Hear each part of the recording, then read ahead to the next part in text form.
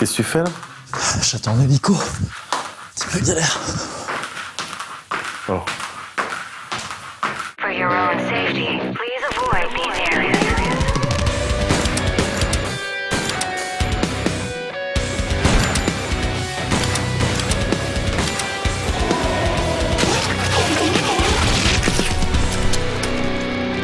Salut tout le monde, salut Kevin. Salut. Ça va bien? Ça va et toi? Ça va très bien, merci. J'imagine que tu as vu des images de The Division parce que... Un rapport au... Ouais, effectivement. Au Jumping Jack. J'ai appris récemment que ça s'appelait Jumping Jack. Exact, c'est un mouvement, voilà, pour se remettre en forme. Alors je sais pas si on va parler de The Division dans le sommaire, ouais, mais on va en parler quand même quelque part. Donc c'est ça qui est intéressant. Ça. Du coup, ça nous donne encore plus envie de découvrir ce qu'il va y avoir dans le sommaire.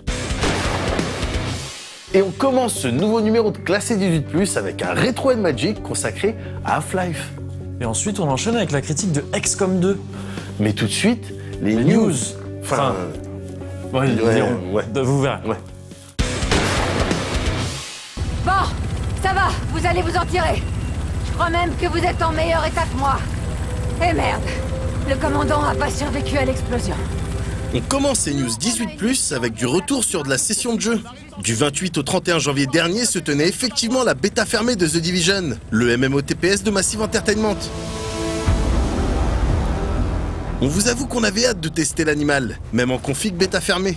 Beaucoup de features n'étaient évidemment pas disponibles, mais on a tout de même pu s'essayer à quelques exercices, comme les missions en ville par exemple, qui vous invitent, vous et les joueurs que vous pourriez enrôler dans votre escouade, à vous friter en PvE, afin de remplir différents objectifs, type secours d'otages ou élimination de cibles.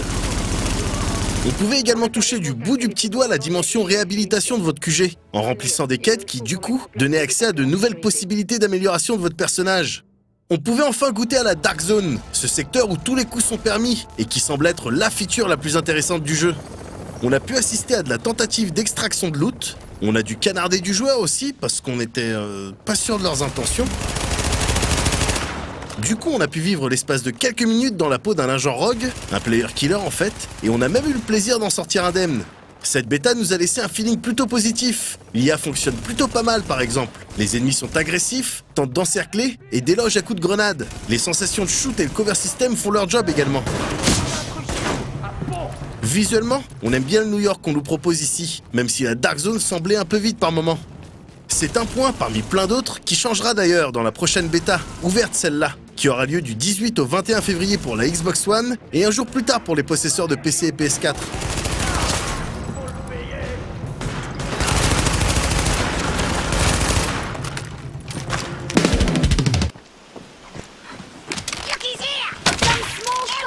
Sorti en 2012 sur PlayStation 3 et Xbox 360, Dragon's Dogma est la dernière grosse licence lancée par Capcom. 5 ans plus tard, l'éditeur-développeur n'a toujours pas sorti son Deep Down, qui pourrait reprendre le flambeau, et préfère en attendant capitaliser sur ces grosses séries historiques, que ce soit en sortant de nouveaux épisodes, ou en donnant dans le portage ou la remasterisation. Ça a été le cas en fin d'année dernière avec Devil May Cry 4 SE et plus récemment, en janvier, c'est donc Dragon's Dogma qui a eu le droit à un portage sur Windows. Évidemment présenté dans sa version définitive, le jeu embarque sur PC tous les ajouts qu'avait apporté l'extension Dark Arisen, qu'il s'agisse du contenu de haut niveau ou des nombreuses améliorations disséminées dans l'aventure principale. Mais c'est aussi et surtout l'occasion pour Dragon's Dogma de s'afficher enfin en vrai HD, parfaitement fluide, puisque le portage, comme c'est souvent le cas chez Capcom, s'avère assez réussi. À quelques petits problèmes de reconnaissance de manette près, déjà corrigés par un patch, cette nouvelle version n'a rien à se reprocher. Le jeu tourne de manière impeccable sur n'importe quelle machine pas trop vieille, il propose des options de configuration assez poussées, et c'est à peu près tout ce qu'on demande à ce genre de portage tardif. Reste donc le jeu lui-même maintenant, dont on ne va pas vous refaire le détail ici puisqu'on l'a déjà fait 2 fois, dans 2 critiques évidemment disponibles sur Noco. Mais on va tout de même rappeler que si on a vu jeu bien plus beau, open world bien plus fourni, RPG bien plus riche ou jeu d'action bien plus dynamique depuis, Dragon's Dogma, ses monstres géants et son système de pions, constituent une expérience assez singulière pour valoir le coup d'être tenté, encore aujourd'hui. Bien sûr, on peut voir des petits bouts de beaucoup d'autres jeux dedans. On peut sentir un peu de Dark Souls par-ci, et quelques touches de Monster Hunter par-là. Bien sûr, l'univers et le bestiaire sont un condensé peu original de tout ce que la fantasy a pu produire ces 50 dernières années. Mais, et c'est finalement assez rare, le mélange est ici assez bien dosé pour créer un résultat et une personnalité unique.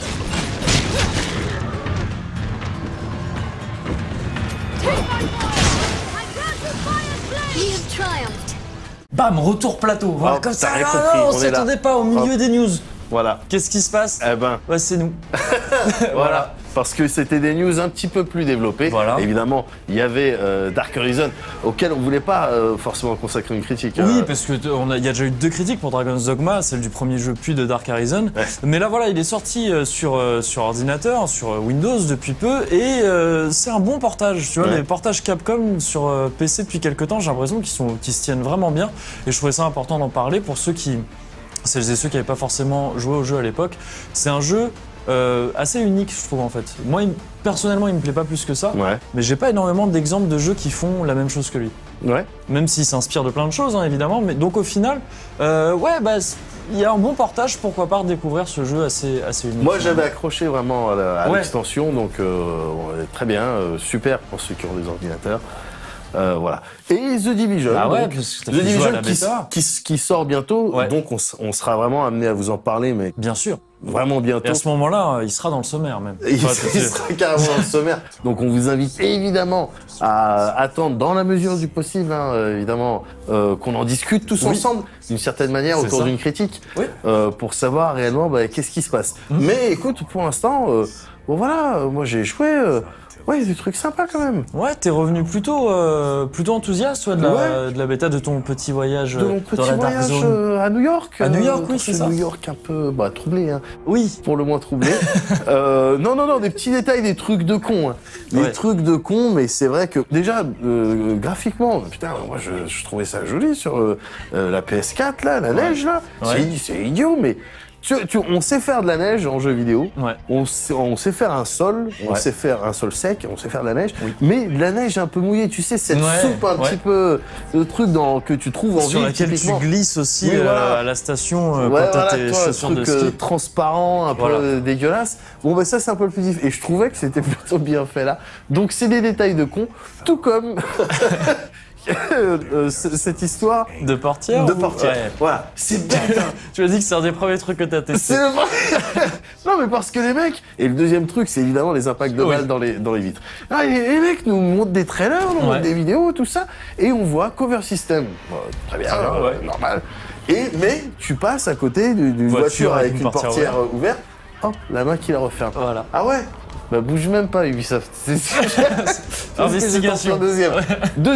En premier, la deuxième chose, c'était les impacts de balles sur les vitres. Ouais. Bon là, j'étais un petit peu moins bluffé, même si c'est des impacts de balles. Oui. Truc. Et la troisième chose que j'ai checké, encore une fois un petit peu bêtement, mais pas tant que ça au final, c'est les reflets tout simplement sur Ouais. les vitres. Et bon on peut vous On annoncer n'est pas sur un... dans ce jeu-là, on Ouais. n'est pas sur du Watch Dogs. D'accord. Dans ce jeu-là, et ni sur du enfin d'autres jeux qui font D'autres jeux, ouais. Battlefield par Oui, exemple, le effectivement, dernier, ouais. il gérait pas ça. Là, il y a des reflets. Voilà. Déjà, enfin... Eh. 3 infos exclusives quand même qui comptent. Mais ça, tu sais, ces trucs à tester, c'est des trucs que testent les joueurs uniquement. Tu vois, les gros joueurs de jeux vidéo. Ouais. Et moi, j'adore ces trucs. Ouais. Ces trucs qu'on fait que seuls les gros joueurs font. Quand tu regardes la première partie d'un gros joueur de jeux vidéo sur un jeu, quelqu'un qui joue pas, il comprend pas ce qui se passe. Pourquoi tu tires sur les ampoules? Pourquoi tu fais tout C'est ça? vrai. Pourquoi tu marches comme ça en regardant Oui, par voilà, terre c'est ça. Pour voir si t'as des S'il y a pieds. du body T'es dans, awareness. t'es dans un FPS, regarde si t'as des pieds, tu vois ce que je veux C'est dire. des trucs qu'on teste comme ça. Voilà. Je me souviens qu'il y a un certain nombre d'années, c'était quelqu'un qui s'appelait, son pseudo était Chazumaru, qui avait fait dans je sais plus quel magazine un très bon papier là-dessus. Ouais. Il appelait ça la première lampe, je crois. Ouais. C'est cette lampe que les gros joueurs, qui sépare les gros joueurs des joueurs plus occasionnels, Ouais. c'est que la première lampe d'un jeu vidéo, le gros joueur va tirer dessus, s'il en a la possibilité, pour voir évidemment si la lumière s'éteint. Évidemment, alors tous, j'imagine que vous avez tous des exemples et tout.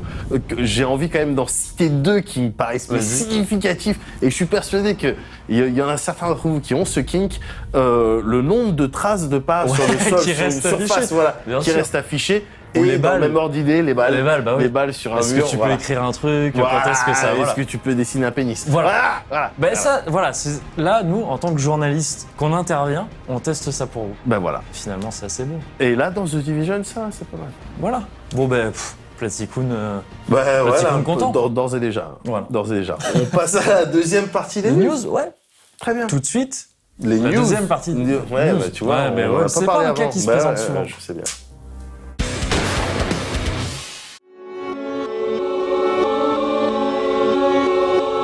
On entame ce deuxième bloc de news 18+, avec un peu de crasse et la version remaster de Dementium, qui est désormais disponible sur l'eShop de la 3DS. Cette édition comprend de nouveaux niveaux de difficulté, ainsi qu'une légère upgrade technique par rapport à la version DS sortie en 2007. Bon, comme vous pouvez le constater, le trailer est sale, aussi bien dans ce qu'il montre que dans sa qualité. Du coup, on va pas trop s'attarder là-dessus. Sachez simplement que si les expériences en vue subjective dans les environnements glauques, genre hôpitaux désertés, sont votre cam, il y a peut-être quelque chose pour vous.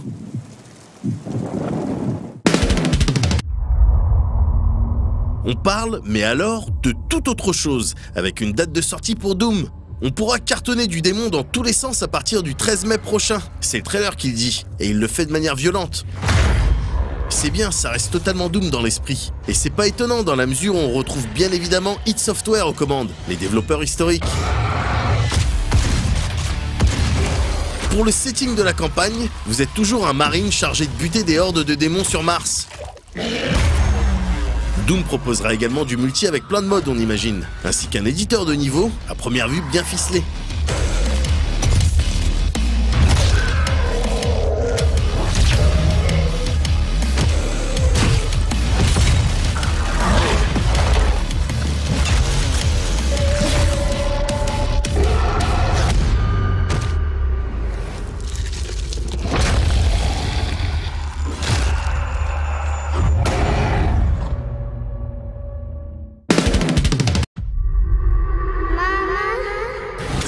On reste sur de la date de sortie et la série d'épisodes consacrée à Michonne de The Walking Dead. Pour rappel, on traînera ici avec Michonne que les fans connaissent bien. L'histoire, composée de 3 épisodes en tout, reviendra sur cette période durant laquelle Michonne a quitté le groupe de Rick et Ezekiel. Dans la mesure où c'est Telltale qui développe, on sait à peu près à quoi s'attendre, aussi bien en termes de qualité que de défauts. On vous en reparlera éventuellement dans un prochain classé 18+. Not everyone deserves saving.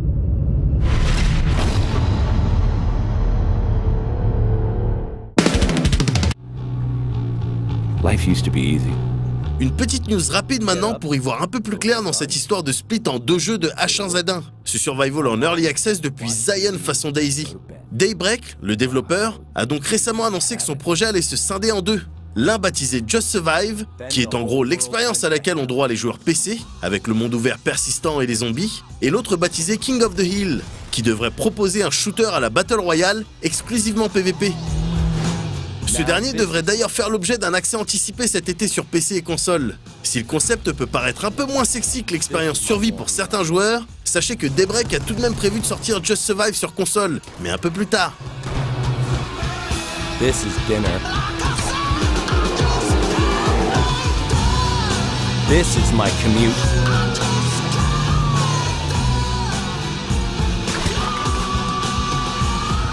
This is hanging out with the boys.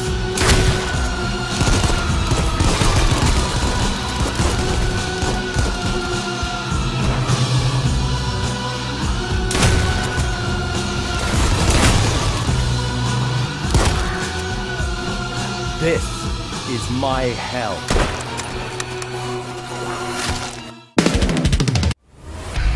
In a remote island paradise. On termine ces news 18+ avec à peu près le même délire en fait. Et The Culling, qui annonce son accès anticipé sur Steam début mars. On est sur du Battle Royale là, ou du Hunger Games, c'est selon, avec obligation de trouver du matos pour se défendre et possibilité de crafter des armes et poser des pièges pour être le dernier survivant de l'île.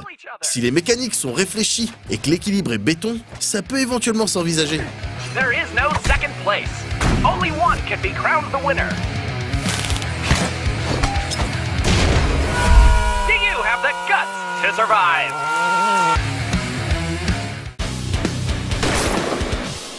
The Culling, Kevin, qu'est-ce que ça t'inspire? Alors ça m'inspire, il y a 2 écoles à mon avis. Ouais. T'as ceux qui vont dire ça m'inspire Hunger Games, Ouais. et ceux qui vont dire ça m'inspire Battle Royale. Voilà, donc d'ores et déjà, choisissez votre. Voilà, déjà, c'est Sachant qu'il y en a important. un bon et un. Non, on va pas juger. Non. On va pas juger, on n'est pas là pour. Enfin, si, d'une certaine manière, on est là pour juger. Mais pas là-dessus. Voilà. En tout cas, bon, principe, très bien, ouais. J'ai envie de dire, j'aimerais bien qu'on puisse dire, au bout d'un moment, Ouais. enfin un jeu avec un délire qui de prend bien survival. ce principe, Bah ouais. et qui fait ça bien, parce que jusqu'à maintenant, je crois pas qu'on ait eu un truc de ce style. J'ai pas trop d'exemples de jeux qui condensaient ça comme ça. Comme, T'as les Daisy ou les H1Z1 qui sont dans un délire survival, tout ça, mais bon, on n'est pas dans un spot, on n'est pas sur une île ou un lieu fermé où t'as des contraintes, des trucs comme ça. Bon, C'est ça. là, le jeu, il a l'air d'être centré sur ce trip-là. C'est-à-dire, vous êtes keyblot quelque part, ramasse tes armes, craft ce que tu veux, fais des pièges, et sois le dernier survivant, finalement. Voilà, c'est ça. Et en fait, tu vois, le truc, à mon avis, sur lequel tout va se jouer, on en parlait un petit peu avant, c'est la durée des parties. Ouais. Là, on parle dans le trailer, ça parle de 20 minutes. Ça parle de 20 minutes. 20 minutes, on peut considérer ça comme court et long à la fois. Enfin, je veux dire, C'est vrai. ça dépend. Si c'est un timer fixe, si c'est vraiment 20 minutes, au bout des 20 minutes, ça s'arrête quoi qu'il en soit. Ou je suppose que tu peux arrêter ta partie avant s'il y a qu'un seul survivant, j'imagine. Bon, mais ouais, c'est pas si court que ça quand même, 20 minutes. Tu vois, pour un jeu compétitif en arène comme ça, c'est pas si court que ça. Mais pour cette histoire de poser des pièges, de préparer des trucs, d'installation, d'ambiance, d'atmosphère, voilà, t'aimes bien que les choses s'installent un petit peu, quoi, que tu prennes le temps de kiffer. Là, bon, a priori, ça va être des parties nerveuses. Ouais. Tu vois, je crains tu démarres ta partie. Ok, on va rusher vers l'arc ou le bazooka ou n'importe quelle arme. Voilà. Et on va pas se galérer à poser des pièges parce que tu perds du temps. Et puis, il y a très peu de chances que sur cette grande étendue, le mec, il passe par là. On ne sait pas encore comment tout ça sera géré. Mais c'est un risque, effectivement. C'est un risque. Ouais. Et tout ça sera une question d'équilibrage, de level design, tout ça. Mais dans l'idée, moi, je suis plutôt séduit par ce truc-là. Justement, ce côté un petit peu... les Daisy, les H1Z1, les Rust, tout ça. Ouais. Ce côté sur Survival, qui est vraiment revenu il y a quelques années, là, mais en condensé. Tu sais un peu cette expérience-là, mais en beaucoup plus condensé. Parce que tous ces jeux-là avaient en commun le fait de pas avoir de but immédiat. C'est ça. C'est un peu, vas-y, plonge-toi là-dedans, et puis survie. Enfin, il y a des buts, évidemment, mais il n'y a pas ce truc de gagne la partie, là. Ouais, bien sûr. Alors que là, il y a une petite dimension, peut-être, Evolve ou quelque chose comme ça, c'est-à-dire online, compétitif, maintenant. C'est ça, c'est vraiment le mariage de deux trucs qui marchent, tu vois, séparés, qu'on met ensemble. Les mélanges, ça peut donner des trucs très bien, ça peut faire émerger un nouveau genre. Effectivement. Les lignes aussi. Mais ça peut aussi donner des trucs juste qui ont un peu de l'un, un peu de l'autre, et puis finalement, en fait, au lieu d'avoir un truc qui se mange et qui est bien, t'as deux trucs qui font comme ça et qui s'entendent pas. Qui sont pas complets au final. Voilà. En tout cas, clairement, le jeu est 18+. Oui, effectivement. Ça, c'est du sûr. Même si quand le type, il se fait tronçonner, ça sépare pas trop sa scène, mais ça sépare pas trop. Oui, moi, j'attends, en 2016... C'est vrai, mais l'exigence qui te montre encore faire ça, quoi. Oui, c'est important. Ah oui. T'as raison. Est-ce que tu penses qu'il y a des chances qu'on envoie dans le Retro et Magic consacré à Half-Life? Je ne pense pas, mais on va faire semblant d'être un petit peu de se le demander. Ouais. Comme ça, il y a un suspense. On sait pas, on va regarder. J'ai fait vraiment Ouais, ah. Voilà. Ouais. École AB.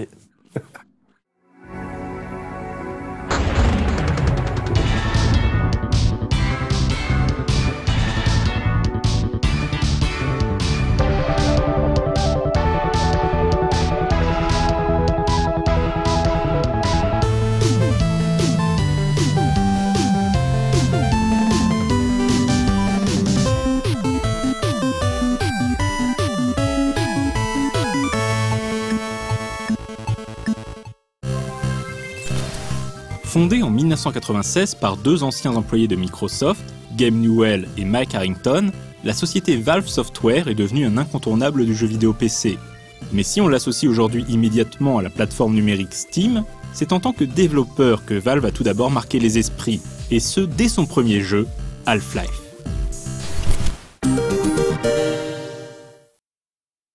Lui, c'est Gordon Freeman. Il a 27 ans, est originaire de Seattle, a obtenu un diplôme en physique théorique au Massachusetts Institute of Technology et travaille comme chercheur au complexe Black Mesa, un centre de recherche souterrain top secret niché dans les canyons du Nouveau-Mexique. Gordon Freeman. Bonjour, ça fait plaisir de vous voir. Il aime son travail, boire des bières avec les agents de sécurité, à tout à l'heure, devant une bière, faire des blagues à ses collègues en faisant par exemple exploser leur déjeuner dans le four micro-ondes de la cantine, ouvrir des caisses au pied de biche, et faire des expériences avec des cristaux mystérieux à l'origine douteuse. Il n'aime pas quand les dites expériences tournent mal et ouvrent accidentellement un portail vers une autre dimension, causant l'invasion de Black Mesa par des extraterrestres venus de la planète Xen.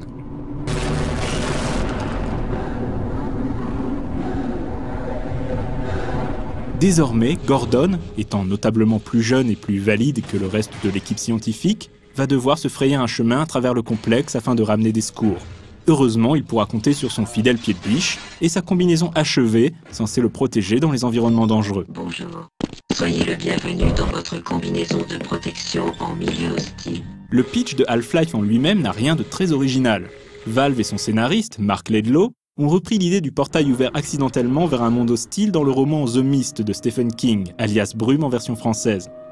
Sans oublier que cette idée était déjà la base du scénario de Doom et Quake. On pourrait même dire que c'est le niveau 0 du scénario pour un jeu de tir à la première personne. Et pourtant, Half-Life parvient à prendre le joueur aux tripes et à le maintenir en haleine jusqu'au bout de l'aventure. Parce que Half-Life, contrairement aux autres FPS de l'époque, propose une rare cohérence entre la forme et le fond. Le jeu commence par un long trajet en tram, permettant de mettre en scène une journée banale au centre Black Mesa. Le joueur assiste à diverses scénettes amusantes, insufflant immédiatement vie et personnalité à l'univers du jeu.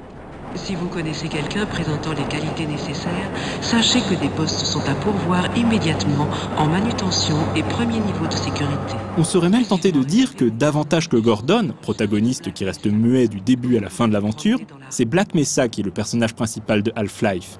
Les level designers de Valve ont réalisé un travail formidable pour rendre le complexe aussi tentaculaire que crédible. Il ne s'agit pas d'une succession de niveaux labyrinthiques où l'on peut révéler des passages secrets en pressant la barre d'espace devant le moindre mur. Black Mesa possède une architecture cohérente et logique. En cela, Half-Life rappelle le travail de Looking Glass sur System Shock, même si, contrairement à ce dernier, le jeu de Valve propose une progression globalement linéaire. Half-Life compense son relatif manque de liberté par une utilisation fréquente et parfaitement maîtrisée d'événements scriptés. Les niveaux ne sont jamais figés, et la situation peut dégénérer en l'espace d'un instant. La tension ne retombe donc jamais et le joueur doit toujours être vigilant. Quelques puzzles sont également présents lorsqu'il s'agit par exemple d'éliminer un gigantesque monstre tentaculaire en le carbonisant dans les flammes d'un incinérateur.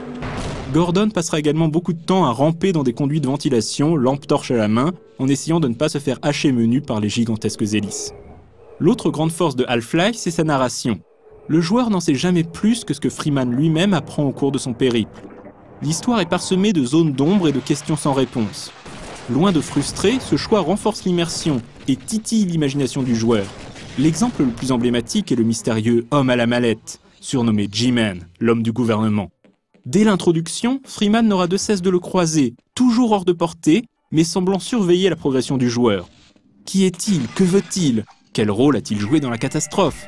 L'épilogue cryptique du jeu ne fait qu'épaissir le mystère. Cela dit, cette façon de raconter une histoire que l'on pourrait appeler « narration par le vide » a aussi quelques mauvais côtés. Par exemple, le boss de fin du jeu, Nihilante, sorte d'affreux bébé géant télépathe, sort un peu de nulle part. Half-Life est également et surtout un excellent first-person shooter. Le joueur sera confronté à des ennemis de plus en plus dangereux, et les plus redoutables ne sont pas forcément les aliens. Assez rapidement, Gordon se retrouvera en effet face aux Marines du HCCU, l'unité de combat en environnement dangereux, chargée d'éliminer toute trace de l'incident, survivants y compris. Les critiques de l'époque salueront le travail effectué sur l'intelligence artificielle des Marines, capable de se mettre à couvert et d'utiliser des tactiques d'escouade pour prendre le joueur à revers. Ou du moins à donner une illusion convaincante d'intelligence. Les tactiques des Marines sont en effet scriptées à l'avance, et les joueurs expérimentés ont vite compris comment les exploiter à leur avantage. Half-Life sera un énorme carton à sa sortie, donnant immédiatement un coup de vieux à ses concurrents dont les mécaniques et la narration semblent soudain bien surannées. Et ce, bien que Half-Life soit un peu dépassé sur le plan technique. Le jeu utilise en effet une version modifiée du moteur de Quake premier du nom, surnommé Gold Source, alors que Quake 2 est pourtant sorti l'année précédente. Pour l'anecdote, le titre du jeu est en référence à la demi-vie, qui désigne, entre autres, le temps nécessaire à la désintégration de la moitié des noyaux d'une source radioactive. La vitesse de désintégration est symbolisée par la lettre grecque lambda, qui sert de logo au jeu. Bonjour et bienvenue à bord de cette rame automatique.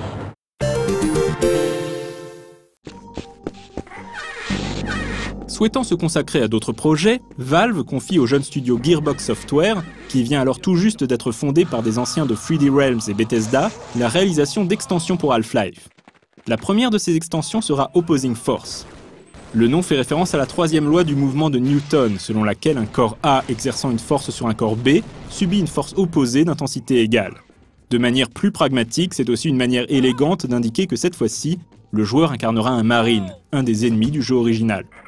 Le joueur incarne donc Adrian Shepard, membre de l'unité HECU envoyée à Black Mesa après l'incident. Après le crash de son hélicoptère, Shepard va devoir lutter face aux extraterrestres de Xen, mais également contre les Black Ops envoyés pour faire un grand nettoyage lorsqu'il apparaît que les Marines ont perdu le contrôle de la situation. Plus tard, il sera également confronté à la race X, une autre race alien tentant également d'utiliser le portail de Black Mesa pour envahir la Terre. Opposing Force ne révolutionne pas la formule Half-Life, mais propose une aventure plutôt longue et bien réalisée, avec son lot de nouvelles armes et de nouvelles créatures. Sans surprise vu la thématique militaire, cette extension est davantage portée sur l'action et le combat.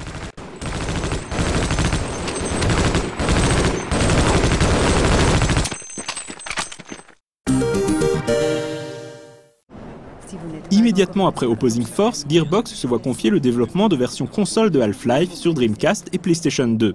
Pour l'occasion, les graphismes du jeu sont un peu améliorés, notamment les modèles 3D des personnages. Chacune de ces versions est supposée recevoir une mini-extension inédite, mettant en lumière les événements de Black Mesa à travers les yeux d'autres personnages. Dans la version Dreamcast, le joueur aurait donc incarné Barney Calhoun, un agent de sécurité entreaperçu au début de Half-Life lors du trajet en tram. Lorsque Sierra décide finalement d'annuler la version Dreamcast, ce scénario inédit est recyclé pour devenir une extension de la version PC sous le nom Blue Shift. Blue Shift est nettement moins ambitieux qu'Opposing Force, et est d'ailleurs beaucoup plus court. L'aventure de Barney propose très peu d'innovation par rapport à celle de Gordon Freeman, et met l'accent sur le sauvetage des scientifiques et civils coincés dans le complexe. Calhoun, comment avez-vous fait pour passer? Le plus amusant étant bien sûr lorsque Barney aperçoit Gordon, qui est en train de vivre sa propre odyssée parallèle. Une fois encore, le titre possède un double sens. Blue Shift fait en effet à la fois référence à un phénomène physique, à savoir le décalage vers le bleu qui se produit lors de l'observation d'une source lumineuse dont la distance se réduit, et à l'uniforme bleu des agents de sécurité effectuant les 3-8.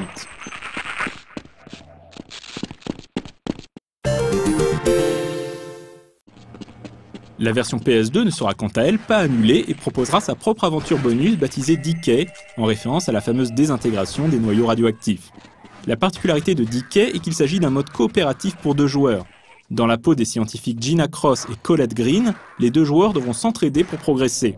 Il est également possible de jouer seul en alternant manuellement entre les 2 protagonistes. À nouveau, les événements se déroulent en parallèle à ceux de Half-Life et Blue Shift. Le personnage du Dr Rosenberg, que Gina et Colette devront aider à rejoindre la surface, joue d'ailleurs un rôle important dans Blue Shift. Pour l'anecdote, ce personnage est doublé en anglais par John St. John, plus connu en tant que voix de Duke Nukem. Jamais sorti sur PC de façon officielle, Decay a toutefois fait l'objet d'un portage par des fans.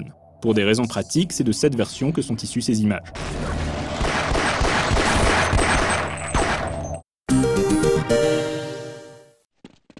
Impossible de ne pas mentionner dans ce Retro & Magic le plus célèbre mode créé par les fans de Half-Life, Counter-Strike. Ce mode multijoueur dans lequel une équipe de terroristes affronte les forces antiterroristes remportera un succès planétaire et fera le bonheur des salles de jeu en réseau, puis des compétitions de e-sport. Il reste encore aujourd'hui un incontournable du jeu vidéo compétitif. Ces 2 créateurs, Minley alias Guzman et Jess Cliff, seront par la suite embauchés par Valve qui achètera les droits sur leur concept, donnant naissance à une franchise à part entière. Le groupe antiterroriste remporte la victoire.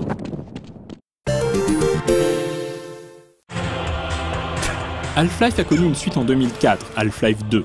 Changeant radicalement d'ambiance, Half-Life 2 se déroule 20 ans après l'incident de Black Mesa et envoie Gordon Freeman à City 17, quelque part en Europe de l'Est, pour tenter de libérer l'humanité des griffes du cartel extraterrestre appelé le Combine.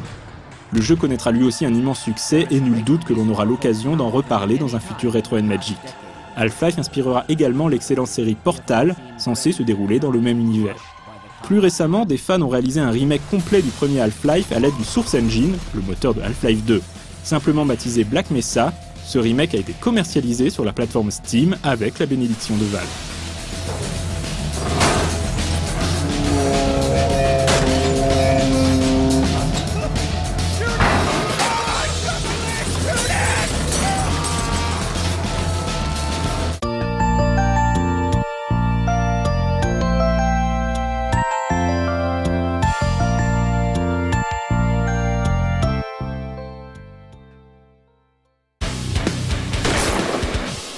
Voilà, donc là, normalement, ce qu'on fait, c'est qu'on fait une référence à Half-Life 3. C'est ça. Comme quoi il est confirmé par le truchement d'un calcul qui n'a pas de sens. Il y a eu un Retro Magic, il y a 2 Half-Life dans la série, 1 plus 2 égale 3, Half-Life 3 confirmed. Voilà, un même. Vous êtes contents? Gabe Newell, voilà, 42. Ce moment quand... Voilà, tout ça. Là, on est à fond Internet. Voilà, parce que nous, c'est ça. Tu vois, s'il y a des gens qui arrivent maintenant là sur la chaîne... Ils disent, ça me plaît quand même. Quand même, ils sont proches. Ça, c'est jeune et c'est Internet. C'est ça. Voilà. Et juste après, retrouver cette émission avec des bonhommes mal dessinés qui disent des choses. Voilà. Alors, ce qui va être un petit peu moins joyeux, en revanche... Enfin, je sais pas si c'est les termes moins joyeux, mais ça doit être moins joyeux pour l'escouade qui est sur place, les escouades pour l'humanité d'une manière générale. C'est la critique de XCOM 2 parce que les gens en chient dedans. C'est quelque chose sur lequel il faut mettre l'accent.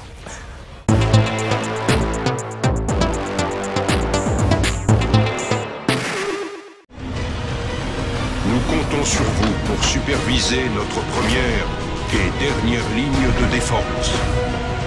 L'avenir de la planète dépend en grande partie de vos efforts. En 2012, Firaxis Games nous a montré comment remettre un ancien succès au goût du jour. Pourtant, XCOM Enemy Unknown, sorti sur PC, PS3 et 360 à l'époque, aurait pu se planter. Après tout, des tentatives de remake qui déçoivent, on en connaît quelques-unes. Bonne chance, commandant. Mais Firaxis avait fait les choses intelligemment, en conservant les kiffs stratégiques et tactiques initiaux.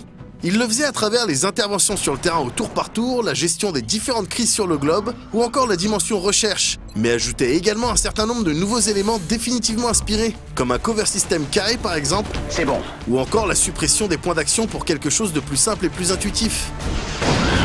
Ils vont rien parvenir. Avec XCOM 2, Firaxis aurait pu se contenter de nous fournir une expérience quasi similaire, peut-être un peu plus longue, avec éventuellement 2-3 ajouts, et honnêtement, on aurait été presque satisfait. Heureusement pour tout le monde, le studio américain n'a pas forcément choisi la facilité. Ok, trouble faite. À vous.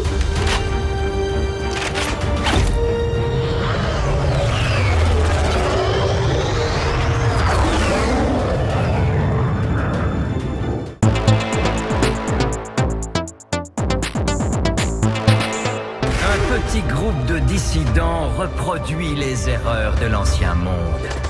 Firaxis part du principe que le précédent épisode, Enemy Unknown, ne se termine pas forcément comme certains joueurs ont pu le voir. Les Nations Unies ont lâché le projet XCOM au premier signe de victoire alien, et le commandant, c'est-à-dire vous, est fait prisonnier.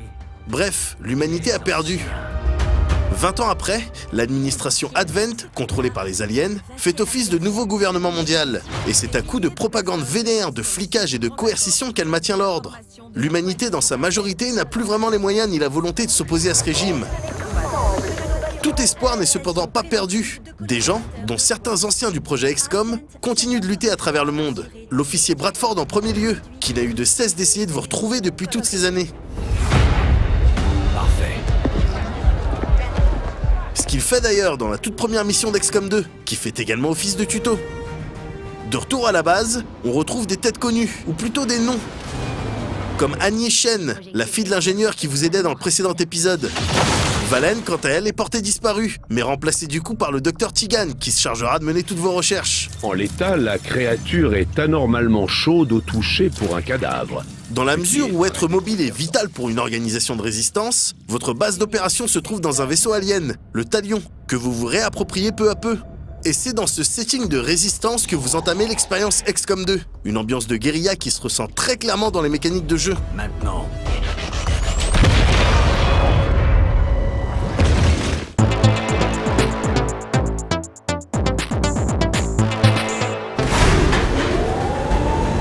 Si beaucoup de principes d'Enemy Unknown se retrouvent dans XCOM 2, le contexte guérilla apporte tout de même un certain nombre de changements par rapport à l'épisode précédent, pour la plupart bien inspirés. En position pour le déploiement.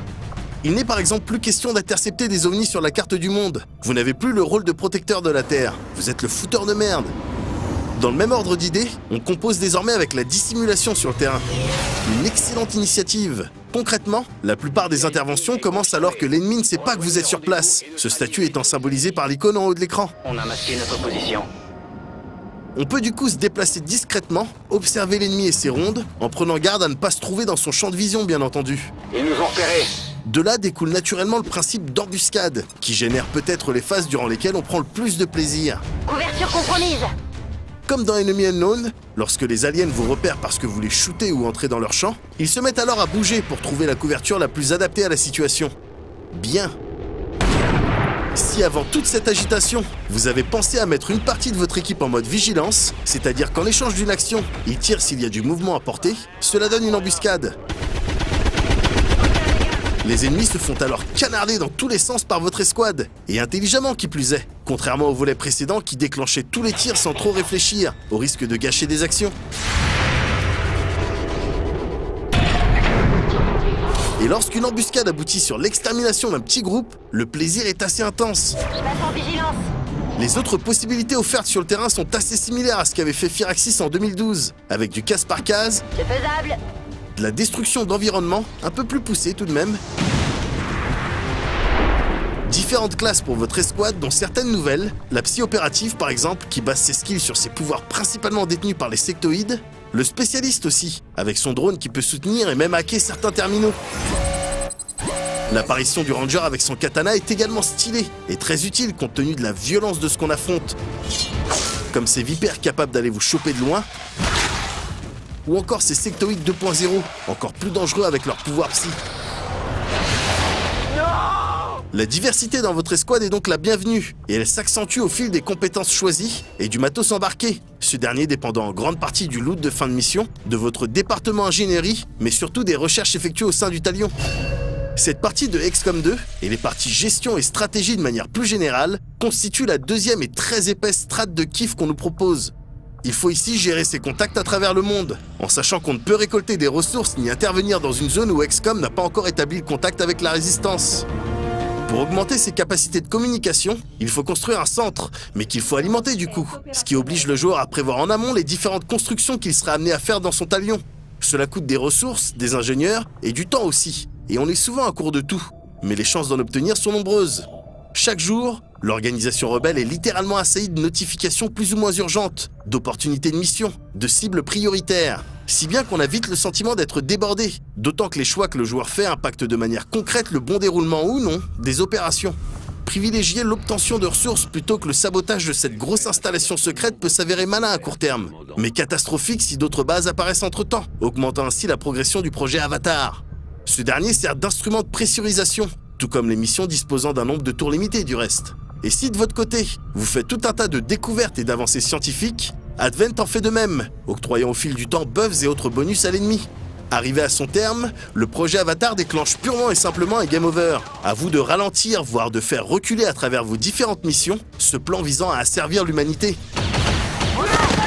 Mais le jeu est dur sur son joueur. Les morts en mission sont quasi inévitables, en tout cas au début, et les blessés graves et autres traumatisés sont fréquents. Si seulement j'avais pu en faire plus pour nos hommes. Les revenus n'abondent pas dans tous les sens, même si les renseignements, un autre type de ressources, permettent d'accélérer les recherches ou d'obtenir un certain nombre d'avantages. Mais quelle que soit la config, a priori, on en chie à tous les niveaux lors de sa première partie, et c'est une excellente chose.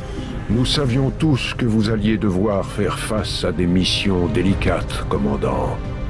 Mais ce genre de revers doit à tout prix être évité.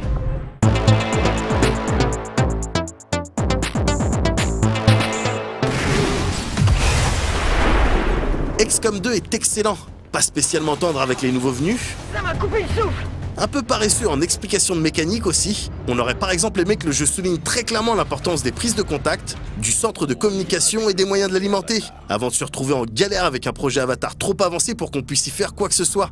Mais il reste excellent, il n'était pas forcément obligé de l'être, il pouvait se contenter du très bien. Mais la dimension guérilla est finement intégrée au gameplay. On kiffe la mobilité permanente sur le globe, on surkiffe les embuscades, et le fait d'être en sous-nombre et sous-équipé. Alors oui, il est possible d'être frustré par la caméra lorsqu'il est question de changer d'étage ou de balancer une grenade. Oui, l'ennemi peut parfois donner l'impression d'être cheaté quand il nous crève à travers 1000 parois ou que notre vigilance ne se déclenche pas alors qu'elle aurait dû. Ouais, on a de grandes chances de faire n'importe quoi lors de notre première partie, mais tout le reste danse avec l'excellence. D'autant que le jeu dispose désormais d'une génération aléatoire de niveaux et d'events, garantissant ainsi une replay value de dingue. À moins de ne pas être joueur ou d'avoir authentiquement mauvais goût et de le reconnaître, il est difficile pour un possesseur de PC de ne pas se procurer cet XCOM 2.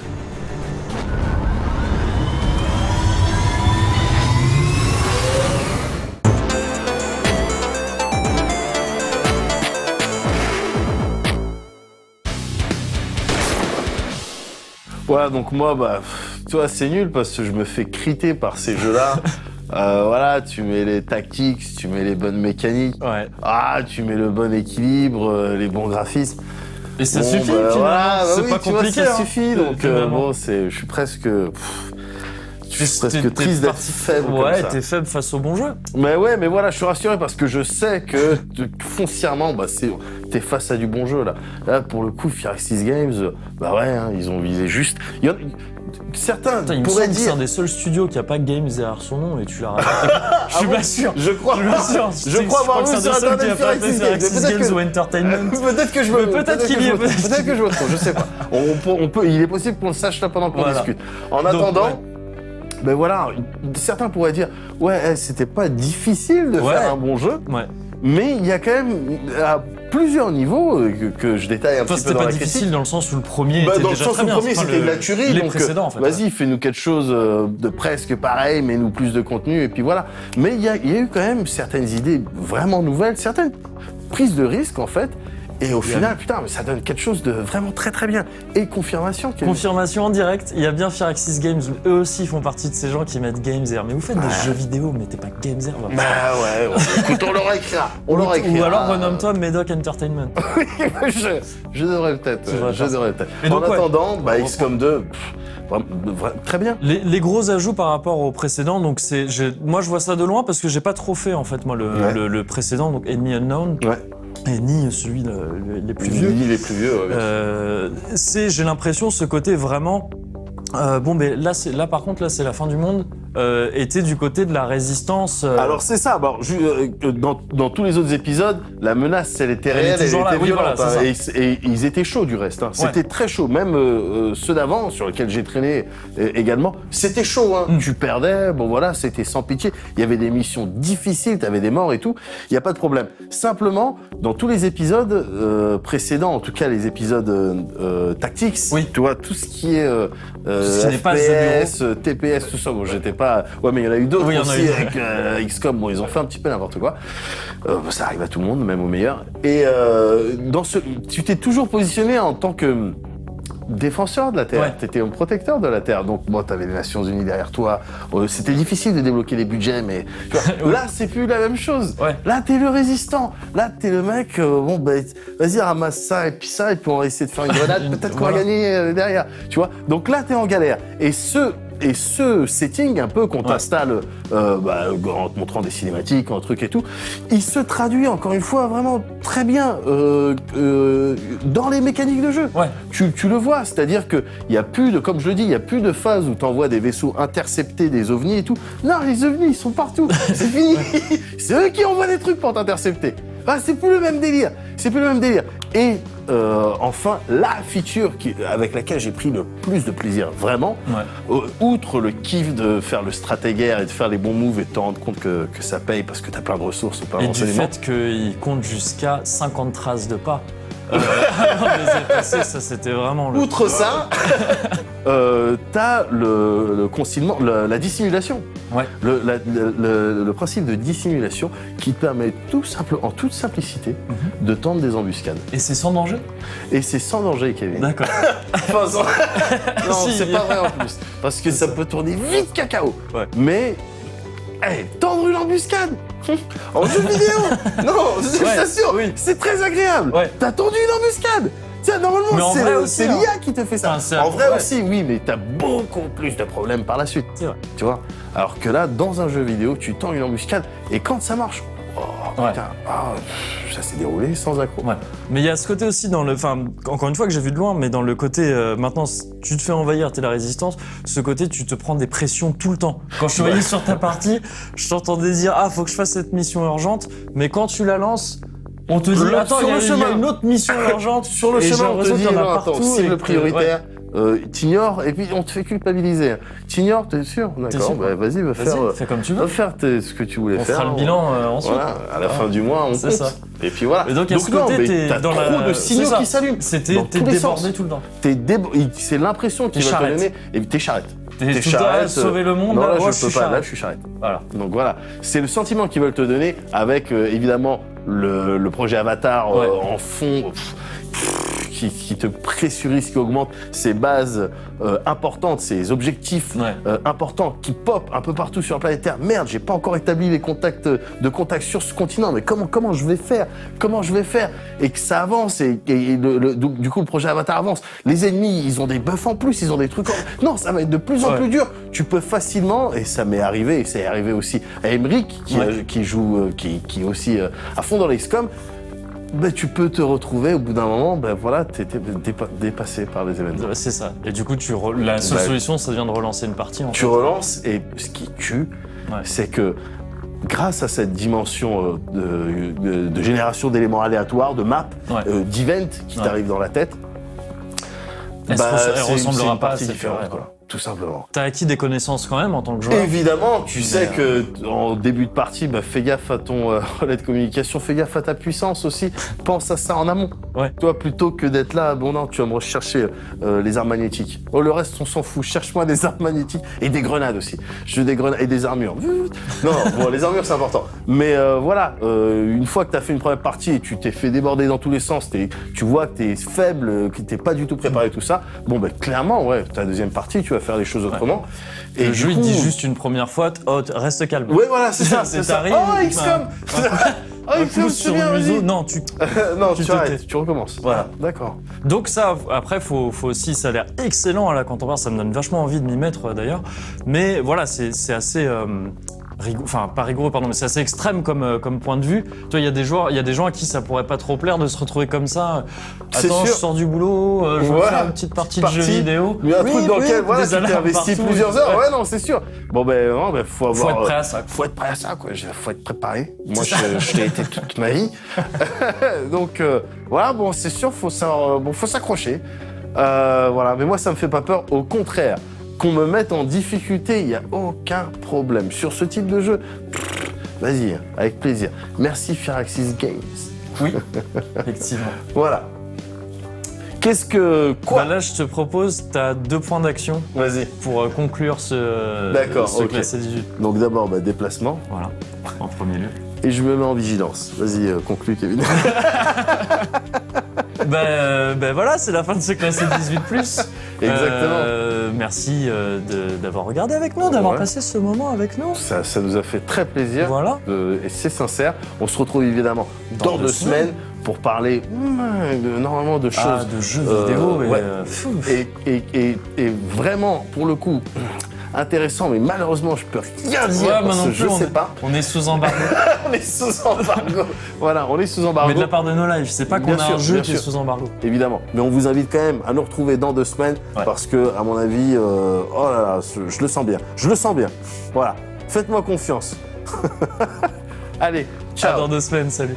C'est rassurant, ça, comme, tu vois. Ouais. Faites-moi confiance. Faites-moi confiance, bien sûr. C'est important.